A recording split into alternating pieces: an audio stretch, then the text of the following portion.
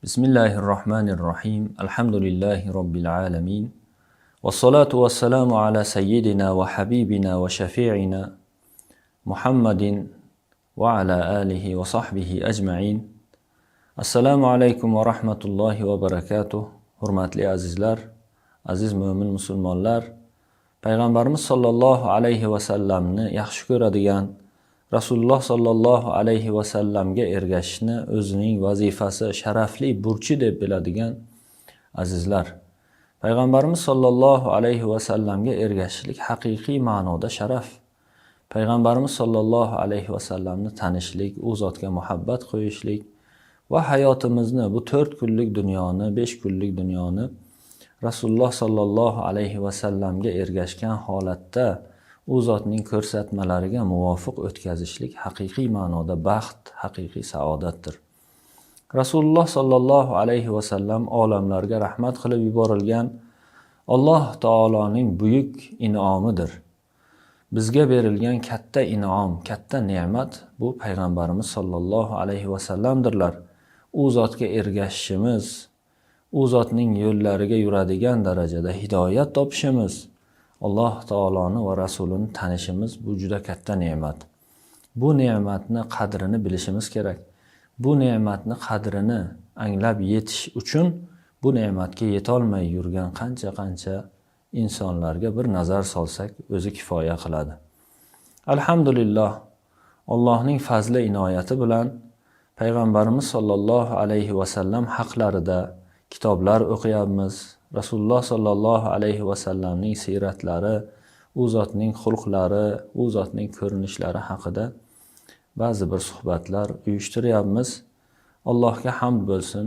Alloh taolodan ushbu suhbatlarni manfaatli bo'lishini so'rab qolamiz. Payg'ambarimiz sollallohu alayhi va sallam haqlarida u zotning shamoillari haqida yozilgan Ash-Shamailul Muhammadiyya kitobini Imom Termiziyning jamlagan kitoblarini o'qishda davom etamiz. O'tgan suhbatimizda azizlar, payg'ambarimiz sollallohu alayhi va sallamning xotamlari, xotamun nubuvva yoki xotmun nubuvva, payg'ambarlik muhri, Rasululloh sollallohu alayhi va sallamning payg'ambarliklariga dalolat qiluvchi muhr haqida, yelkalarida ikki kiftlarining o'rtasida turgan muhrlari haqida suhbatlashgan edik. Sahobalar u zotning o'sha xotmun nubuvvalari qanday ekanligini bizga batafsil bayon qilib berganlar va buni Imom Termiziy o'zlarining ushbu muborak kitoblarida keltirganlar. Payg'ambarimiz sollallohu alayhi va sallamning sochlari qanday bo'lgan degan savolga Imom Termiziy ushbu bobda javob beradilar. Rasululloh sollallohu alayhi va sallamning sochlari, u zotning sochlarini qay tarzda bo'lganligi, uzunligi, uning shakli qandayligi ushbu bobda bayon qilingan. Imom Termiziy bu 3-bobni Babu ma jaa fi sha'ri Rasulillahi sollallohu alayhi va sallam, payg'ambarimiz sollallohu alayhi va sallamning sochlari borasida kelgan xabarlar haqidagi bob deb keltiradilar. Azizlar, e'tibor beradigan bo'lsak, biror bir sarkarda bo'lsin, biror bir rahbar bo'lsin, biror bir podshoh yoki qirol bo'lsin, hayoti payg'ambarimiz sollallohu alayhi va sallamchalik o'rganilmagan. Nega Alloh taolo payg'ambar alayhissalomning hayotlari bu qadar o'rganilishini istadi? Nega Alloh taolo Rasululloh sollallohu alayhi va sallamning har bir harakatlari keyingi ummatlarga, keyingi avlodlarga rivoyat qilib qolinishini, har bir harakatlari, har bir sakanotlari, o'tirish, turishlari, gapirishlari, hatto shakllarigacha har biri bizgacha yetib kelishini istadi? Nega Alloh taolo buni xohladi? Chunki payg'ambarimiz sollallohu alayhi va sallam butun olamlarga o'rnakdirlar. Rasululloh sollallohu alayhi va sallamga ergashib, u zotni o'zimizga namuna qilib yashasak, haqiqiy baxtga erishamiz. Saodatning yo'li Rasululloh sollallohu alayhi va sallamga ergashishdir. Shuning uchun Rasululloh sollallohu alayhi va sallamdagi kichkina nozik tuyulgan narsalar ham barchasi rivoyat qilib qolingan. Bu bobda inshaalloh Rasululloh sollallohu alayhi vasallamning sochlari qanday bo'lganligini o'rganamiz. Imom Termiziy aytadilar: Haddathana Ali ibn Hujr قال أخبرنا إسماعيل بن إبراهيم عن حميد عن أنس بن مالك رضي الله عنه قال Anas roziyallohu anhudan ushbu hadis rivoyat qilinadi. Anas ibn Malik payg'ambar alayhissalomni eng yaxshi taniydigan sahobalardan biri. Rasululloh sollallohu alayhi vasallamga 10 yil tinmasdan xizmat qilgan, yosh bo'lishiga qaramasdan 10 yil xizmatlarida bo'lgan u zot bilan, ya'ni Anas roziyallohu anhu bilan Rasulullohni o'rtalarini, oralarini faqatgina Rasulullohni vafot etishlarigina ajratgan buyuk sahobiylardan. Rasulullohni ko'p duolariga, ko'p barakalariga guvoh bo'lgan, duolarini olgan, shunga musharraf bo'lgan sahobalardan. Anas roziyallohu anhu aytadilar: Kana sha'ru Rasulillahi sallallohu alayhi va sallam ila nisfi uzunayhi. Payg'ambarimiz alayhissalomning sochlari demak quloqlarining yarmigacha tushardi deydilar. Quloqni oxirigacha emas, quloqni yarmigacha, ya'ni sochlari ko'p kalta bo'lmagan Rasululloh sallallohu alayhi vasallamni.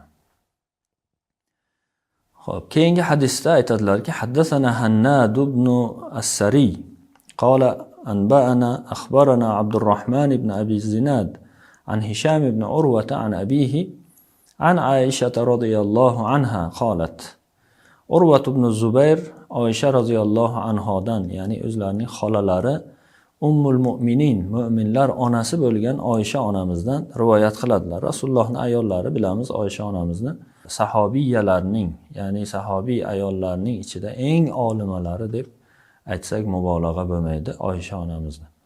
Oysha onamiz yosh bo'lishlariga qaramasdan o'ta daqiq, o'ta nozik fahmli, chuqur, teran tushunadigan, zakovatli, farosatli ayol edilar.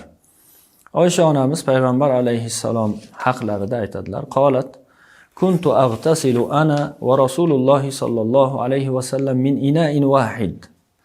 Men va payg'ambar sallallohu alayhi vasallam, ya'ni Rasululloh bir idishdan yuvinardik deydilar. Bir idishdan yuvinardik.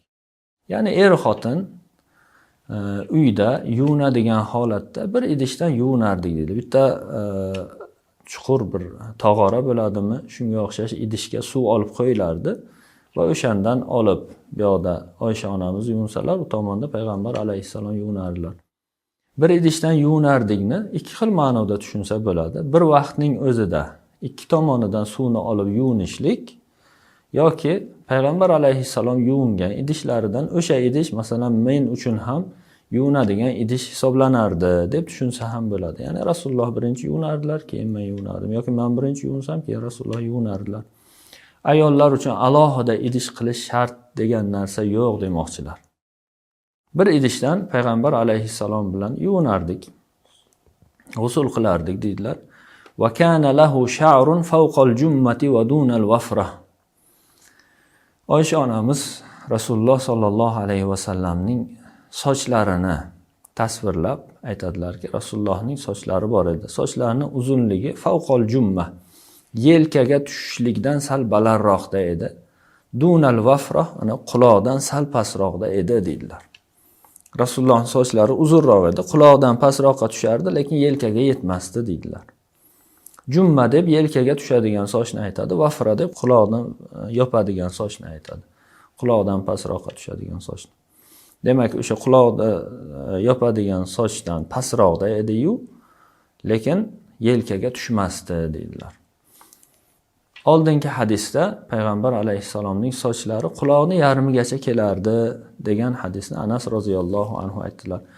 Oxirida, ushbu bobning oxirida inshaalloh bu rivoyatlarni jamlab xulosa qilamiz. Keyingi hadisda Imom Termiziy aytadilarki: Haddathana Ahmad ibn Mani'in akhbarana Abu Qatnin qala akhbarana Shu'bah an Abi Ishaq an al-Bara ibn Azib qala kana Rasululloh sallallohu alayhi vasallam marbu'an. Buyuk sahobiy Bara ibn Azibdan rivoyat qilinadi. Payg'ambarimiz sallallohu alayhi vasallam o'rta bo'yli edilar deydilar. Marbu' o'rta bo'yli. Ozgina uzunlikka tortadigan, qisqa emas, lekin ko'p uzun ham emas edilar, o'rta bo'yli edilar. Ba'ida ma baynal mankibayn. Ikki yelkalari keng inson edi, katta baquvvat odam edilar. Va kanat jummatuhu tadribu shahmata uzunayhi. Rasululloh sallallohu alayhi vasallamning sochlari quloqlarining mana bu yumshoqgacha kelardi. Mana quloqni pastigacha edi dedilar. Demak, bu hadisda sochlari quloqlarini yopib turganligi rivoyat qilinyapti. قال حدثنا محمد بن بشار قال أخبرنا وهب بن جرير بن حازم قال حدثني أبي عن قتادة بن دعامة رواية قلناد قال قلت لأنس قتادة تابعين لاردان أنس رضي الله عنه شاگرد لاردان حساب لناد Qatoda roziyallohu anhu aytayaptilarki, Anasga aytdim, Anas ibn Malikka aytdim, u kishi sahobiy. Kayfa kana sha'ru Rasulillah sallallohu alayhi vasallam. Payg'ambar alayhissalomning sochlari qanaqa edi? Sochlarining kayfiyati, ko'rinishi qanday edi deb so'radim Rasululloh sallallohu alayhi vasallamdan dedilar. Qala lam yakun bil ja'di wala bis sabt. Payg'ambarimiz sallallohu alayhi vasallamning sochlari o'ta jingala ham emas edi. O'ta silliq ham emas edi. O'rtacha edi. Kana yablughu sha'ruhu shahmata uzunayhi. Sochlarining uzunligi quloqning yumshoq nuqtasigacha, ya'ni quloqning pastigacha yetar edi deb Anas roziyallohu anhu aytdilar. E'tibor bergan bo'lsak, birinchi hadisda Anas roziyallohu anhu quloqning yarmigacha degan edilar. Bu rivoyatda esa quloqni pastigacha deb aytayaptilar. قال حدثنا محمد بن يحيى ابن أبي عمر المكي قال أخبرنا سفيان بن عيينة عن أبي نجيح عن ابن أبي نجيح عن مجاهد عن أم هانئ بنت أبي طالب أم هانئ دان روايات قلناد أبو طالب نين قزلары أم هانئ رضي الله عنها Payg'ambarimiz alayhissalomning demak amakilarning qizi, amakivachchalari bo'ladi. Amakilarining qizi Ummu Hanidan rivoyat qilinyapti. Qalat qadima Rasululloh sallallohu alayhi va sallam alayna Makkata qadmatan.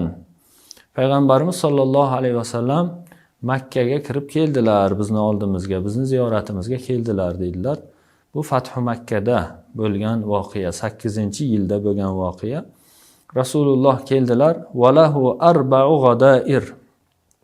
Payg'ambar alayhissalomning 4 ta o'rama sochlari bor edi boshlarida. 4 ta o'rab qo'ygan edilar sochlarini. O'rishlik bor. Dafira deydi, g'adira deydi.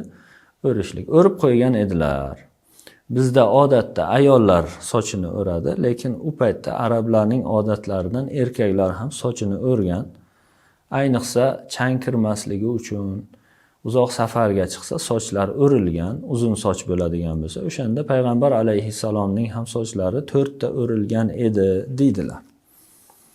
Qala haddathana Suwayd ibn Nasr qala haddathana Abdullah ibn al-Mubarak an Ma'mar an Sabit an Anas. Yana Anas roziyallohu anhu dan rivoyat qilinyapti. Anna sha'ra Rasululloh sallallohu alayhi vasallam kana ila ansafi udunayhi. Payg'ambarimiz sallallohu alayhi vasallamning sochlari quloqlarining yarmigacha yetardi deb xuddi birinchi rivoyat qilingan hadisga o'xshash hadisni, o'sha so'zni Anas roziyallohu anhu dan rivoyat qilinyapti. Keyingi hadisda aytadilarki, haddasana Suwayd ibn Nasr qala akhbarana Abdullah ibn al-Mubarak an Yunus ibn Yazid an az-Zuhri, Zuhridan Muhammad ibn Shihab az-Zuhri rahimahullohdan qala akhbarana Ubaydullah ibn Abdullah ibn Utbah ibn Abdullah an ibn Abbas radhiyallohu anhuma. Payg'ambar alayhissalomning amakilarining o'g'li Abdullah ibn Abbosdan rivoyat qilinyapti. Anna Rasululloh sallallohu alayhi va sallam kana yusdilu sha'rah. Payg'ambarimiz sallallohu alayhi va sallam sochlarini tashlab qo'yardilar. Sochlarini bunday o'rib qo'ymasdilar yoki bog'lab qo'ymasdilar, tashlab qo'yardilar sochlarini. Va kana al-mushrikuna yafruquna ru'usahum. Mushriklar esa sochlarini ikki tomonga tarab farq qilib, ya'ni orasini ochib ikki tomonga tarab qo'yardilar dedilar. Va kana ahlul kitabi yusdiluna ru'usahum. Ahli kitob esa sochlarini shunday taramasdan, erkaklar nazarda tutilyapti, taramasdan yoki ikki tomonga farqlamasdan, ikki tomonga ajratmasdan, Demak, shunday tashlab qo'yardilar ahli kitoblar ham. Ahli kitobdan maqsad Yahudi va Nasroniylar. O'sha davrdagi Yahudi va Nasroniylar sochlarini shunday tashlab qo'yardilar. Payg'ambar alayhissalom ham deydilar, sochlarini shunday tashlab qo'yardilar. Va kana yuhibbu muwafaqata ahli al-kitab fima lam yu'mar fihi bi shay.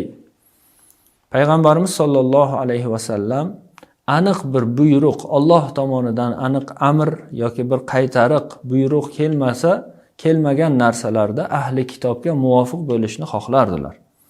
Nega? Chunki ahli kitob ilmli odamlar edi. Ya'ni Yahudi va Nasroniylar ularga kitob nozil qilingan odamlar edi. Ular Tavrotni, Injilni o'qigan odamlar, ular payg'ambarlarga ma'lum bir miqdorda, garchi o'zgartirib yuborishgan bo'lsa ham, ma'lum bir miqdorda ergashadigan odamlar edi. Shuning uchun ular qilgan ishni payg'ambar alayhissalom ham qilishni yaxshi ko'rardilar, agarda shariatda, ya'ni vahiy bilan biron narsa kelmagan bo'lsa. Mushriklarga esa xilof qilishlikni xohlardilar, yaxshi ko'rardilar. Shuning uchun ahli kitob sochini tashlab qo'yardi, payg'ambar alayhissalom ham sochlarini shunday tashlab qo'yardilar, ikkiga ajratmasdan, farq qilmasdan. Summa faraqa Rasululloh sollallohu alayhi va sallama ra'sahu. So'ngra payg'ambarimiz sollallohu alayhi va sallam sochlarini ikkiga farq qilishni boshladilar. Xuddi mushriklar shunday farq qilardi, ajratardi ikkiga. Ikki tomonga tarab qo'yishni afzal ko'rdilar payg'ambar alayhissalom. Ulamolar aytishadiki, agarda sochi uzun bo'lsa birovni ikki tomonga tarab qo'ygani yaxshiroq deydilar. Chunki payg'ambar alayhissalom umrlarini oxirida, ya'ni oxirgi yillarida sochlarini ikki tomonga tarashni boshlagan edilar. Muxolafatan li ahli kitob, ahli kitobga xilof qilishlik uchun. Chunki Alloh taolo shunga buyurgan. Demak, payg'ambar alayhissalom bir ishni qiladilarmi, bir gapni gapiradilarmi, bu Alloh tomonidan kelgan vahiy orqali bo'ladi. Shuning uchun bu yo'lga o'tgan edilar payg'ambarimiz sollallohu alayhi vasallam. Oxirgi hadis, ushbu bobning oxirgi hadisi, ya'ni Rasulullohning sochlari borasidagi bobning oxiri. Imom Termiziy aytadilarki, haddathana Muhammad ibn Bashar qala akhbarana Abdurrahman ibn Mahdi an Ibrahim ibn Nafi' al-Makki an ibn Abi Najih an Mujahid an Ummi Hani. Yana Ummu Hani bint Abi Talibdan rivoyat qilinyapti. Qalat ra'aytu Rasululloh sollallohu alayhi vasallam za dhafaira arba'. Payg'ambar alayhissalom 4 ta o'rama sochlari borligini ko'rganman deydilar. Rasululloh sollallohu alayhi vasallam o'sha Fathu Makkaga borganlarida Ummu Hani ko'radilar, Rasulullohning ziyoratlariga keladilar. O'shanda ko'rganlar 4 ta o'rama sochlari bor edi deydilar. Shu bilan Imom Termiziy ushbu bobni nihoyasiga yetkazadilar ushbu hadis bilan. Birinchi o'rinda bu bobni oxirida aytadigan gapimiz, ko'rib turganimizdek, yuqorida aytilganday bir necha hadislar keldi payg'ambar alayhissalomning sochlari borasida va ba'zi hadislar, ya'ni ba'zi kelgan xabarlarda demak sochlari har xil ekanligi tushuniladi. Bittasida payg'ambar alayhissalomning sochlari quloqlarning yarmigacha kelardi uzunligi desa, ikkinchisi yelkadan sal teparoqda edi, quloqni yopgan edi. Uchinchisida quloqlarini o'sha yumshog'igacha kelardi, pastigacha degan gaplar bor. Qolaversa Ummu Hanidan rivoyat qilingan ikkita hadisda ham payg'ambar alayhissalom sochlarini o'rgan edilar, 4 ta o'rama sochlari bor edi degan gap bor. Qanday jamlaymiz? Bilamizki, hammaga ma'lumki, insonning sochi demak o'sadi. Soch o'sadi. Payg'ambar alayhissalom umraga borganlarida yoki hajga borganlarida, umralarida ham, hajlarda ham sochlarini halq qilar edilar, olar edilar. Tagidan qirib olar edilar. Olgandan keyin sochlari o'sgan payti, masalan, quloqlarni yarmigacha kelgan paytini Anas roziyallohu anhu ko'rganlar yoki quloqlarni yopganini ko'rganlar, shu ikkala holatni ham rivoyat qilganlar.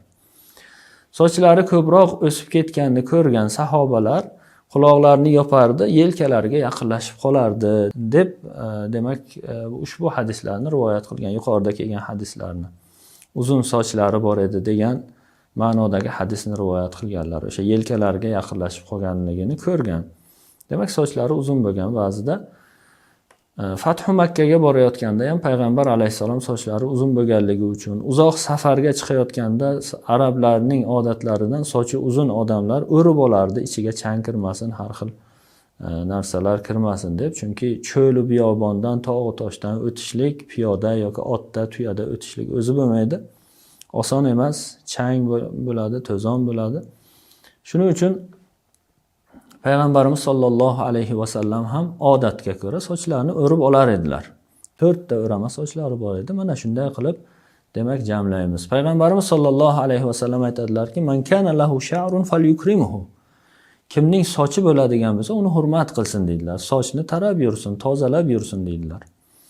Lekin bu narsalar barchasi Rasulullohning sochlari haqida kelgan rivoyatlar yoki sahobalarning sochi haqida kelgan rivoyatlarning barchasi odatga qarab bo'ladigan narsa.